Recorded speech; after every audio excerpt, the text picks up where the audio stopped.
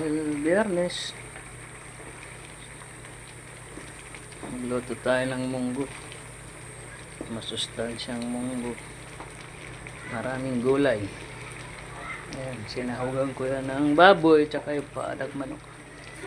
Masarap po yan, parang pata rin ng baboy. Lagyan natin ng masustansyang malunggay. Ayan. Katalo na. Try ko po, napakasarap ng tiil, paa ng manok, or ano bang tawag sa iba, bagtak.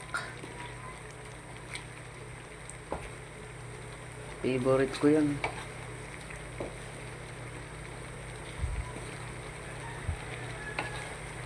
Napakasarap. Okay, tikman na natin ang ating munggo.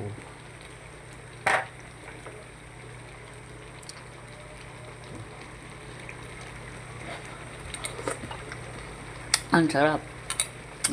Parang pata. Dahil mahal ngayon ang baboy, diskarte lang. Okay.